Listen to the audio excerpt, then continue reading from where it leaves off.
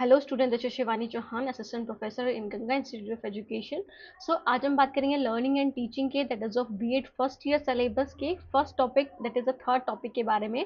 Levels of teaching, memory, understanding and reflective level. Okay, तो different levels of teaching के बारे में बात करेंगे, देखेंगे कि इनमें क्या डिफरेंस है और क्यों ये अलग अलग लेवल्स बनाए गए हैं, इनके बारे में आज हम बात करेंगे।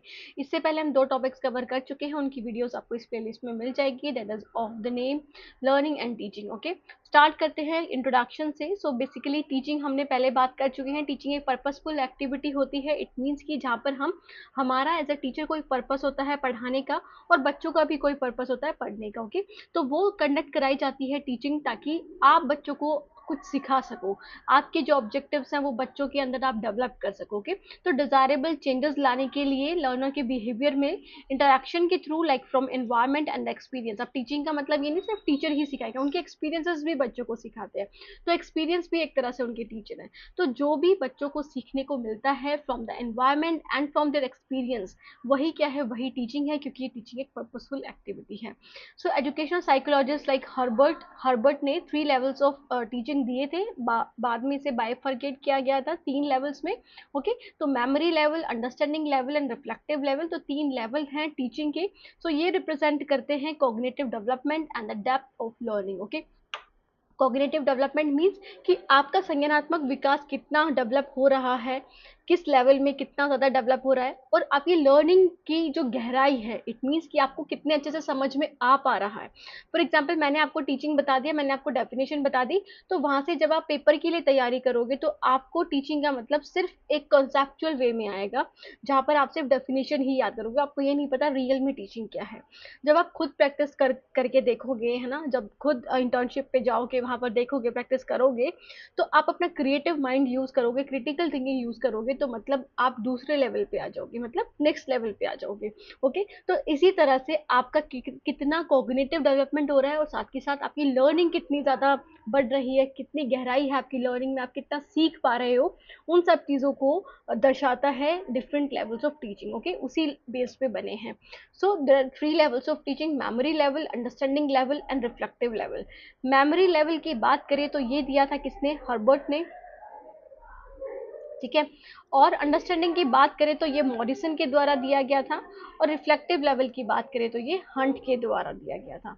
ओके, तो 3 लेवल्स ऑफ टीचिंग है। स्टार्ट करते हैं सबसे पहले मेमोरी लेवल ऑफ टीचिंग को, जिसको थॉटलेस टीचिंग भी बोलते हैं, जहां पर सिर्फ टीचर सिखाता है बच्चों को, टीचिंग कराता है बच्चों को सिर्फ उनको कॉन्सेप्ट्स बताने के लिए, ओके, डेफिनेशंस बताने के लिए। ओके, तो इसे लोवेस्ट लेवल ऑफ टीचिंग भी कहा जाता है। तो थॉटलेस टीचिंग होती है, जहाँ पर बच्चों का कुछ भी थिंकिंग नहीं करते हैं, वो जो पढ़ा दिया वही पढ़ते हैं, अपने दिमाग से, अपने अपने साइड से कुछ भी नहीं लेते हैं। ओके, तो जो भी उन्हें पढ़ा दिया गया है तो वही वो पढ़ेंगे, तो वो थॉटलेस टीचिंग है। लोवेस्ट लेवल ऑफ टीचिंग कहा जाता है इसे। इसमें रोट लर्निंग को प्रॉपरली एम्फोसाइज करा जाता है ना।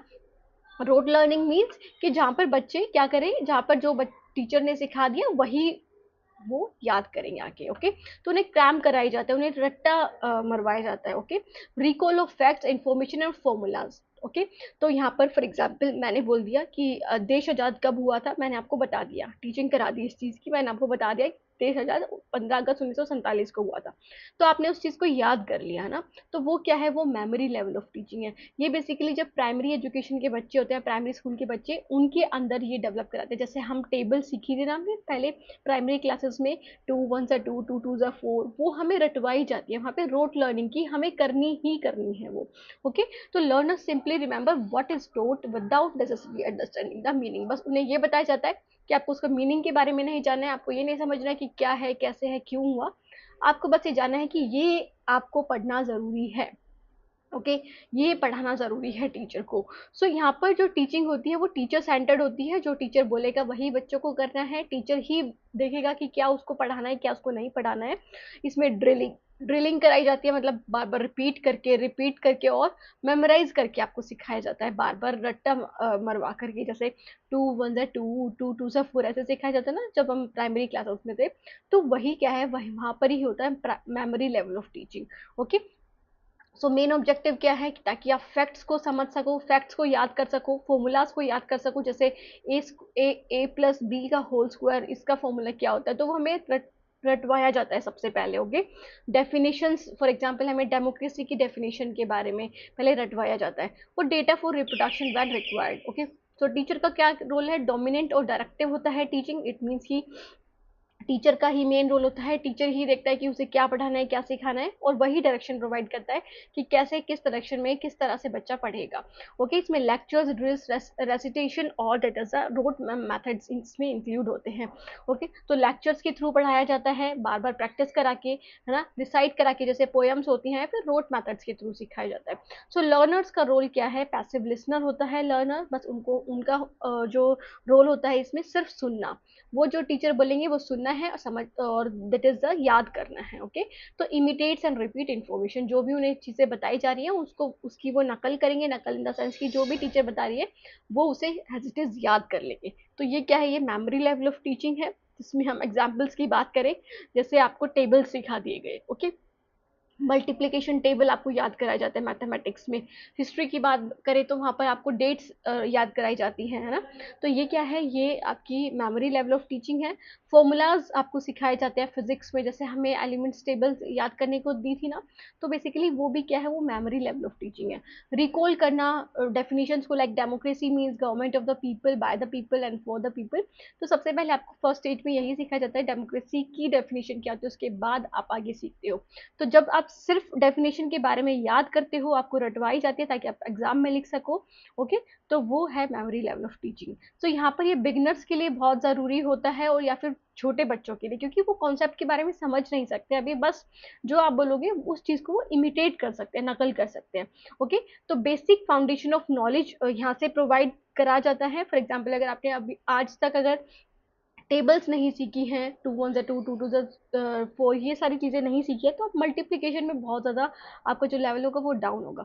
तो बहुत ज़्यादा ज़रूरी है फाउंडेशन नॉलेज के लिए। क्विक रिकॉल ड्यूरिंग एग्जाम्स, तो जब आप एग्जाम्स देने जाते हो तो बेसिकली वहाँ पे मेमोरी लेवल ऑफ टीचिंग ही कराई जाती है ना। वहाँ पर आपको रटवाया जाता है कि ये चीज़ याद कर लो, ये चीज़ याद कर लो, वो कर लो, ये सब कर लो, तो ये सारी चीज़ें। सो लिमिटेशंस की बात करें तो रियल अंडरस्टैंडिंग या फिर एप्लीकेशन करके नहीं देखते हो आप यहाँ पर, है ना, नहीं कराया जाता आपको एप्लीकेशन की, कैसे आप अप्लाई करोगे अपनी रियल लाइफ में। जैसे आपको डेमोक्रेसी की डेफिनेशन बता दी, बट ये नहीं बताया कि डेमोक्रेसी का रियल में मतलब क्या है, आपकी समझ को नहीं बढ़ाया जाता है। ओके, तो लर्निंग यहाँ पे टेम्पररी होती है और इजीली फॉरगॉटन, कि आप इजीली अगर आप बार बार प्रैक्टिस नहीं करोगे तो आप भूल जाओगे उन चीज़ों को। ओके, तो टेम्पररी होती है। So encourage rote learning and mechanical memory. तो जब तक आप इस चीज़ को यूज़ नहीं कर पाओगे, जो चीज़ें आपको सिखाई गई हैं, तो आप ऑटोमेटिकली उस चीज़ को भूल जाओगे। ओके, तो रोट लर्निंग को ज़्यादा बढ़ावा देती है, जहाँ पर आप बस वही सीखोगे जो आपसे बोला गया है, और उसको बार बार याद करोगे। ओके, और मैकेनिकल मेमोरी आपके अंदर प्रोड्यूस होती है, जैसे एक रोबोट होता है ना, जो रोबोट के अंदर डाल दिया वो बस वही चीज़ें करता है, तो आपको एक तरह से रोबोट बना दिया जाता है मेमोरी लेवल ऑफ टीचिंग में। उसके बाद हम आ जाते हैं अंडरस्टैंडिंग लेवल ऑफ टीचिंग। तो अंडरस्टैंडिंग लेवल की ऑफ टीचिंग की बात करें तो ये थॉटफुल टीचिंग होता है, मतलब जहाँ पर आपकी समझ भी बढ़ाई जाती है किसी भी कॉन्सेप्ट को लेकर के। ओके, तो मिडिल लेवल ऑफ टीचिंग है, जैसा कि हम समझ चुके हैं, पहला क्या था, पहला मेमोरी लेवल था, अब अंडरस्टैंडिंग लेवल है, तो मिडिल लेवल है। तो इसमें अंडरस्टैंड आपको समझाया जाता है meaning and relationship between concept and fact, कि जैसे अब आपको बता दिया गया कि 15 अगस्त 1947 को हमारा देश आज़ाद हुआ था, तो आपको उस चीज़ के बारे में बताएंगे, तो आप उन चीज़ों की हिस्ट्री बताई जाएगी आपको कि कैसे आज़ाद हुआ था, किससे आज़ाद हुआ था, तो आपके अंदर समझ उत्पन्न होगी उसके लिए। Okay, so comprehension, interpretation and application of knowledge in familiar situation. तो यहाँ पर आप जो भी उससे रिलेटेड जो सिचुएशन होंगी, जो भी आपको पढ़ाया गया है, तो आप वहाँ पे समझ सकते हो, अप्लाई करके देख सकते हो उन चीज़ों को। ओके, तो टीचर और स्टूडेंट दोनों ही एक्टिव पार्टिसिपेंट होते हैं। टीचर बोलता है तो बच्चे सुनते हैं, फिर बच्चे अपना पार्टिसिपेशन भी देते हैं। इट मीन्स कि वो भी क्वेश्चंस पूछते हैं। सो मेन ऑब्जेक्टिव क्या है कि लर्नर्स की एबिलिटी क्या है उसको डेवलप करना, ताकि वो मीनिंग समझ पाए किसी भी चीज़ के बारे में। जैसे हमने डेमोक्रेसी के बारे में बता दिया था बच्चे को, that is in the memory level, तो यहाँ पर हम क्या करेंगे, डेमोक्रेसी के मीनिंग के बारे में समझाएंगे कि क्या होता है रियल में डेमोक्रेसी का मतलब। ओके, रिलेशनशिप फाइंड आउट करेंगे और आइडियाज़ अप्लाई करके देखेंगे। Okay, so next is a teacher का क्या रोल है। टीचर यहाँ पे गाइड करता है और कॉन्सेप्ट्स को एक्सप्लेन करके बताता है, समझाता है बच्चों को, एग्जाम्पल्स लेता है, इलस्ट्रेशंस, कंपैरिजन एंड एनालॉजीज, ये सारी चीज़ें वो लेकर के चलता है। फॉर एग्जाम्पल आप बोल दोगे एनालॉजीज इन द सेंस की, जैसे फॉर एग्जाम्पल माउंटेन में जो है वो आप देख रहे हो वहाँ पर धुआं आ रहा है, तो टीचर आपको बताएगी कि अच्छा, आपने और कहाँ-कहाँ धुआँ देखा है? फॉर एग्ज़ाम्पल आप बोल दोगे कि एक बार किचन में मम्मी से वो कपड़ा जल गया था, तो वहाँ पर धुआँ था। तो मतलब कि कैसे हुआ ये धुआँ? आग की वजह से। तो इट मीन्स कि आप वहाँ पर अप्लाई करवा दोगे बच्चों को कि माउंटेन पर भी क्या है, आग लगी हुई है, तभी वहाँ पर धुआँ है। ओके? सो बेसिकली आप एनालॉगीज़ और कंपैरिज़न करना और इलस्ट्रेट करके एग्ज़ाम्पल्स दे करके बच्चों को समझाओगे यहाँ पर। ओके? यहाँ पे क्वेश्चनिंग भी होगी और डिस्कशन भी होगा। सो लर्नर का रोल एक्टिव पार्टिसिपेंट होता है। लर्नर खुद पार्टिसिपेट भी करता है, क्वेश्चंस भी करता है, डिस्कस करता है चीज़ों को, ताकि वो समझ सके कॉन्सेप्ट्स के बारे में, एक्सप्लेन कर सके अपने वर्ड्स में और अप्लाई कर सके उस कॉन्सेप्ट्स को in the familiar situation. Okay, so the next is examples की बात करें, जैसे कि स्टूडेंट को सिखाया गया है Pythagoras theorem and then solving numerical problems using it. कि पहले तो बच्चों को सिखाया जाएगा कि पाइथागोरस थ्योरम क्या है, तो वो क्या है, वो मेमोरी लेवल है। जब आपको ये समझाया जाएगा कि पाइथागोरस थ्योरम को आप कैसे यूज करोगे न्यूमेरिकल प्रॉब्लम्स में, तो आपकी वहां पर समझ बढ़ाई जा रही है, understanding level of teaching use करा जा रहा है। ओके, कॉजेज एंड इफेक्ट के बारे में आप जब समझ जाओगे कि 1857 का जो रिवोल्ट हुआ था, क्रांति हुई थी, वो क्यों हुई थी, क्या रीजन था, हमें एक तो ये बता दिया कि 1857 में रिवोल्ट हुआ था, ओके, अगेंस्ट द ब्रिटिशर या ईस्ट इंडिया कंपनी। सो ये क्या है, ये मेमोरी लेवल है। बट जब आपको कॉज एंड इफेक्ट के बारे में समझाया जाएगा कि क्यों हुआ था, क्या रीजन था, ओके, तो ये क्या है, ये है आपकी understanding level of teaching. So learning grammar rules, की पहले आपको ग्रामर रूल्स के बारे में बता दें, जैसे सब्जेक्ट ऑब्जेक्ट और verb, sorry subject verb object और पास्ट टेंस प्रेजेंट टेंस, इनके बारे में आपको बता दिया, वो है मेमोरी लेवल। फिर उसके बाद आपको ये बताते हैं कि कैसे कॉन्सेप्ट्स या फिर सेंटेंसेस को फॉर्म करोगे correctly using the correct grammar rule. तो वो क्या है, वो अंडरस्टैंडिंग लेवल ऑफ टीचिंग है। सो साइंस के बारे में बात करें कि क्यों 100 डिग्री सेल्सियस पे ही वाटर बॉयल होता है, ओके, और कैसे अपनी स्टेट्स को चेंज करता है, जैसे गैस फॉर्म में कैसे चला जाता है, सॉलिड फॉर्म में कैसे चला जाता है और लिक्विड फॉर्म में कैसे होता है। तो वो सारी चीजें जब आपको समझाई जाएंगी, तो वो है अंडरस्टैंडिंग लेवल। बट आपको बता दिया जाएगा सिर्फ कि वाटर जो है वो 100 डिग्री सेल्सियस पे ही बॉयल होता है, सिर्फ आपको ये बता दिया जाएगा। तो ये क्या है, ये है मेमोरी लेवल। समझ में आया, बहुत ईजी है। सो मेरिट्स की बात करें, promote logical thinking and reasoning, तो ये लॉजिकल थिंकिंग और रीजनिंग को प्रमोट करता है। रीजन करते हो, तर्क विचार कर सकते हो, आप यहाँ पर पूछ सकते हो टीचर्स से। परमानेंट लर्निंग इससे होती है। अब आपको जब चीज़ों के बारे में एक्सप्लेन करा जाएगा, कॉन्सेप्ट समझाए जाएंगे, तो आप इजीली, आपकी जो लर्निंग है वो अच्छी होगी। ओके, आप परमानेंटली उस चीज़ को याद रखोगे, कभी नहीं भूलोगे। So transfer of knowledge to new situation, की जब आप कोई नई सिचुएशन फेस करोगे सिमिलर टाइप की जो आपने पढ़ा है, तो आप वो जो नॉलेज है अपनी, उसको ट्रांसफर कर लोगे उस नई सिचुएशन में भी। ओके, तो यहाँ पर बहुत ज़्यादा टाइम और एफर्ट चाहिए टीचर को पढ़ाने के लिए। सिर्फ उन्हें, अगर मेमोरी लेवल की बात करें, तो वहाँ पर वो सिर्फ सिलेबस कंप्लीट कराने के लिए ही सोचते हैं। बट अगर अंडरस्टैंडिंग लेवल की बात करें कि बच्चों की समझ भी बढ़ानी है, तो उसके लिए बहुत ज़्यादा टाइम और एफर्ट बहुत ज़्यादा चाहिए टीचर्स के द्वारा। और ये वेरी यंग लर्नर्स के द्वारा नहीं सूट करे जा सकते। जैसे हम बच्चों को बता दें कि 2 × 2 4 होता है, वो क्यों होता है, हम उनको ये बताने लग जाए कि 2 को 2 बार प्लस करेंगे, 2 बार प्लस करेंगे तो 4 आएगा, कैसे ये होता है, तो वो हम नहीं समझा सकते छोटे बच्चों को। Okay, so well train teachers चाहिए, ताकि वो एक्सप्लेन कर सके मीनिंग्स को बिल्कुल कैसे, मीनिंगफुली। ओके, मीनिंग्स को, कॉन्सेप्ट को समझा समझा सके बिल्कुल अच्छे तरह से। तो वैसे टीचर्स हमें यहाँ पर चाहिए। ओके, तो ये कुछ लिमिटेशंस है। उसके बाद हम आ जाते हैं नेक्स्ट पे, that is the reflective level of teaching. तो रिफ्लेक्टिव लेवल क्या है student, it is the upper thoughtful level और द इंसाइटफुल लेवल। अब ये अपर थॉटफुल लेवल है और इंसाइटफुल लेवल है, क्योंकि यहाँ पर बच्चे खुद करके सीखते हैं। बच्चे अपने क्रिएटिव थिंकिंग का, क्रिएटिव माइंड्स का इस्तेमाल करते हैं। ओके, क्रिटिकल थिंकिंग का, क्रिएटिविटी का इस्तेमाल करते हैं। तो ये अपर थॉटफुल लेवल। अब यहाँ पर बच्चों को आपने जो समझ बनाई थी किसमें, अंडरस्टैंडिंग लेवल में, अब वो समझ के ही जरिए अब बच्चों को सिखाया जाता है कि वो कैसे खुद पार्टिसिपेट करके खुद से कैसे कर सकते हैं और नया क्या क्रिएट कर सकते हैं उस उन चीज़ों को लेकर के। ओके, तो हाईएस्ट लेवल ऑफ टीचिंग है introduce by Hunt Morrison, sorry ये इंट्रोड्यूस की गई थी हंट के द्वारा। ठीक है, हंट के द्वारा। So it involves critical thinking, problem solving and creativity. तो यहाँ पर बच्चों का आलोचनात्मक चिंतन, प्रॉब्लम सॉल्विंग अप्रोच और क्रिएटिविटी यूज होती है। बच्चों से हम करा करके देखते हैं कि उनको कितना समझ आया है। फॉर एग्जाम्पल, हमने डेमोक्रेसी के बारे में हम समझा रहे हैं बच्चों को, तो जब अगर उन्हें डेफिनेशन समझ में आ गई, उनके कॉन्सेप्ट के बारे में समझ आ गए, तो वो रियल में जहाँ पर भी भेदभाव हो रहा होगा, डेमोक्रेटिक राइट किसी के हनन हो रहे होंगे, तो वो उस चीज़ को अप्लाई करें रियल लाइफ सिचुएशन में भी। ओके, उन चीज़ों को वो देखे कि क्या यहाँ पर गलत है या फिर क्या चीज़ें सही हैं जो और भी ज़्यादा अच्छी होनी चाहिए, या फिर जो फॉलो नहीं हो पा रही हैं रूल्स के मुताबिक, डेमोक्रेटिक राइट्स के मुताबिक, तो क्या ऐसी चीज़ें नहीं है, तो वो सारी चीज़ें वो देखेंगे। तो मतलब वहाँ पे वो क्रिटिकल थिंकिंग कर रहे हैं। Okay, so reflect, learners reflect, evaluate and generate new ideas. तो यहाँ पर नए आइडियाज जनरेट करे जाते हैं लर्नर्स के द्वारा। वो सोच विचार करते हैं, चिंतन करते हैं कि क्या चीज़ें गलत हो रही हैं, क्या हम सही कर सकते हैं। ओके, जैसे टीचर ने बच्चों को बता दिया कि जो सती प्रथा थी वो बहुत, मतलब वहाँ पर क्या होता था कि औरतों को जिंदा जला दिया जाता था जब उनके हस्बैंड मर जाते थे, उनकी डेथ हो जाती थी। तो ये चीज़ें हमने बता दी, सती प्रथा के बारे में बच्चों को समझा दिया।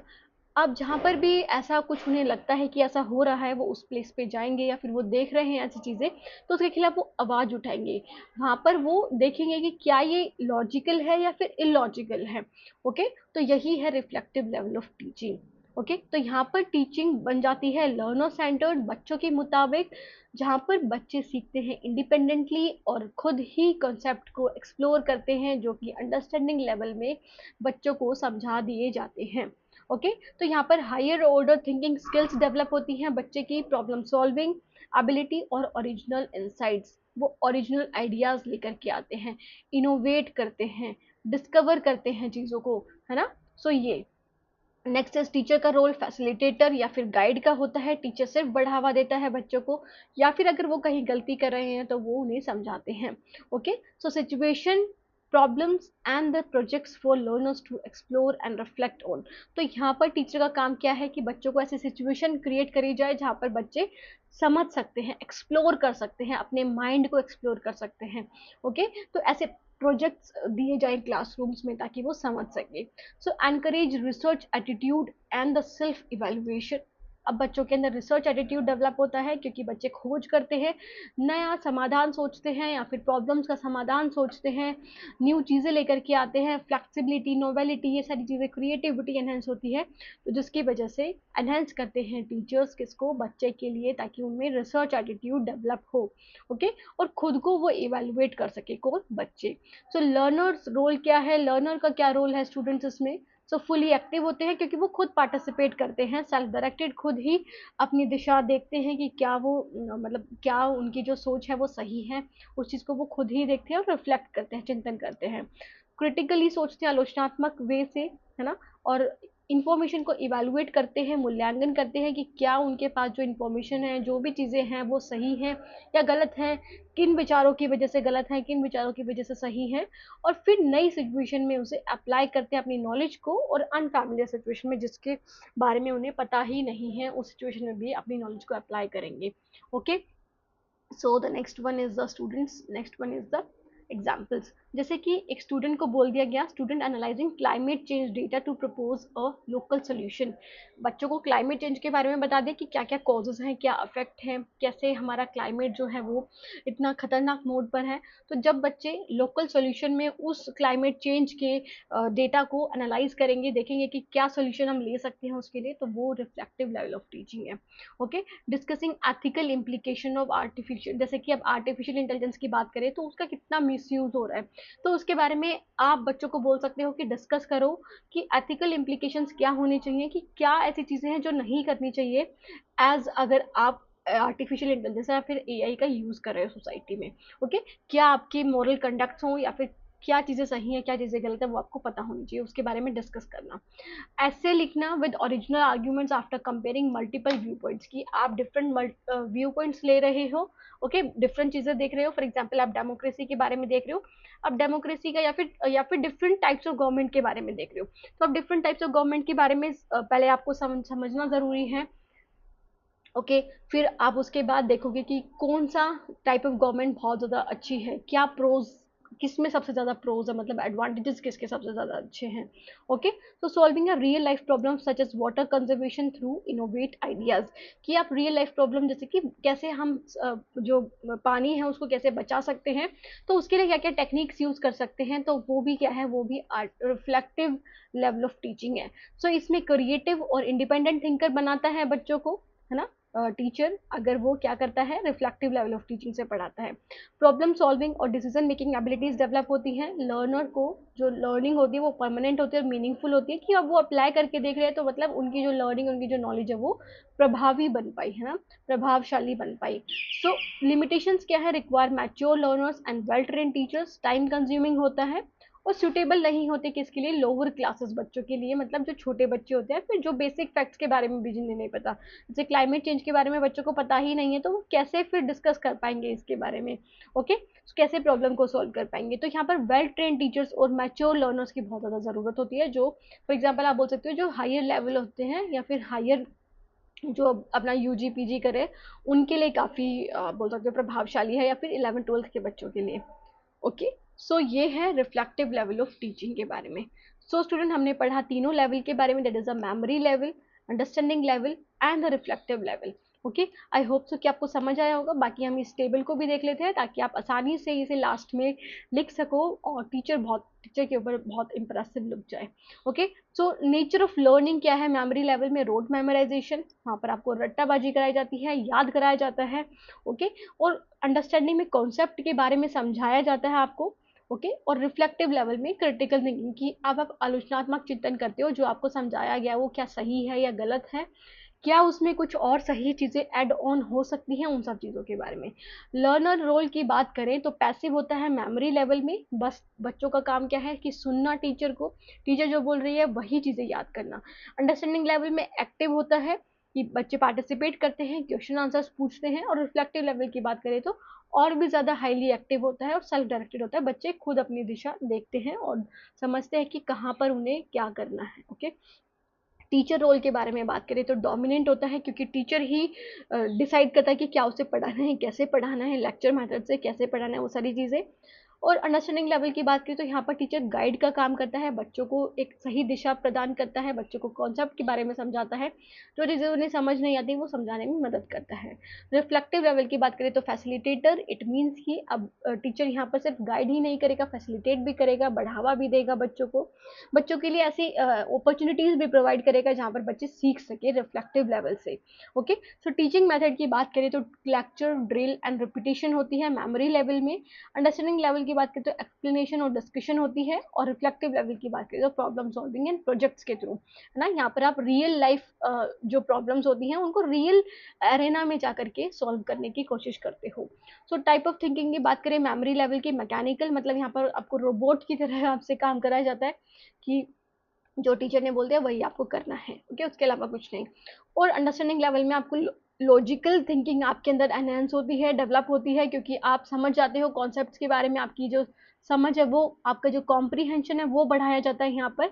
और अगर बात करें creative that is a reflective level में, तो यहाँ पर आप ये क्रिएटिव और रिफ्लेक्टिव लेवल को, मतलब आप चिंतन करके आपकी जो लर्निंग है वो बढ़ती है, आप सोच विचार करते हो, क्या आप जो प्रॉब्लम के सॉल्यूशन देख रहे हो क्या वो सही है, क्या और लोगों ने जो करे थे वो सही है या गलत है, उन सब चीज़ों के बारे में, ओके। तो आपकी रिफ्लेक्टिव और क्रिएटिव थिंकिंग बढ़ती है। एग्जाम्पल की बात करें मेमोरी लेवल के, तो लर्निंग टेबल्स, जैसे आप टेबल याद करियो, 2 1 2 2 2 2 4 2 3 6, तो ये क्या है, ये मेमोरी लेवल है। और अगर हम बात, जस्ट अ मिनट, और अगर हम बात करें अंडरस्टैंडिंग लेवल की, तो यहाँ पर आप जैसे मैथ्स के प्रॉब्लम्स को सॉल्व करो, जैसे आपने यहाँ पर क्या कर लिया, यहाँ पे आपने मेमोरी लेवल में आपने फॉर्मूला सीख लिया, a+b² का क्या फॉर्मूला है, ओके। सो अंडरस्टैंडिंग लेवल में आप क्या करोगे, अब उस फॉर्मूले को यूज करके आप प्रॉब्लम सॉल्व करोगे, जैसे आपको 2+4 का होल स्क्वायर करना है, तो अब क्या आइडेंटिटी, क्या इसका फॉर्मूला होगा, 2+4, है ना, और 2 that is sorry 2² + 4² + 2ab, okay. तो ये आप यूज करोगे, मतलब 2 × 4 दैट इज द 2, ओके। तो ये बेसिकली ये आपका फॉर्मूला हो गया। तो यहाँ पर आपकी अंडरस्टैंडिंग बढ़ाई जा रही है, क्योंकि आप प्रॉब्लम को सॉल्व कर रहे हो उस फॉर्मूला के जरिए जो कि आपने मेमोरी लेवल में सीखा था। अब आ जाते हैं रिफ्लेक्टिव लेवल में, कि आप और कितने आसान तरीके से इस सम को कर सकते थे। जैसा कि हम देखते हैं जब आपके ये एग्जाम्स होते हैं, that is of competitive exams, जहाँ पर आपको मिनटों में ही, सेकंडों में ही सॉल्व करना होता है अपना क्वेश्चन, तो वहां पर आप रिफ्लेक्टिव लेवल को देखते हो, वहां पर रिफ्लेक्टिव लेवल ऑफ टीचिंग कराई जाती है। वहां पर अब आपको a+b का होल स्क्वायर बताने के लिए नहीं बैठेंगे, अब आपको इजी तरीके से उस क्वेश्चन को सॉल्व करने की कोशिश करेंगे, ओके, या फिर करवाएंगे। तो वही क्या है, न्यू मेथड्स को डिजाइन करना ताकि आप प्रॉब्लम को सॉल्व करो आसानी से, वो है रिफ्लेक्टिव लेवल। समझ में आया स्टूडेंट्स? सो बेसिकली ये थी हमारी क्लास, ये था हमारा छोटा सा topic, that is the levels of teaching, reflective level, that is a memory level, understanding level and the reflective level. Memory level की बात करें तो मेमोरी लेवल किसने दिया था? मेमोरी लेवल दिया था हर्बर्ट ने, ओके। और अंडरस्टैंडिंग लेवल की बात करें तो ये मॉरिसन के द्वारा दिया गया था, मॉरिसन के। और अगर रिफ्लेक्टिव लेवल की बात करें तो ये हंट के द्वारा दिया गया था, ओके। सो स्टूडेंट, ये थी हमारी वीडियो, कोई डाउट हो तो आप पूछ सकते हैं, बाकी चैनल को सब्सक्राइब करना ना भूलिएगा। Thank you so much, have a nice day, मिलते हैं नेक्स्ट वीडियो में, तब तक के लिए take care, bye, have a nice day.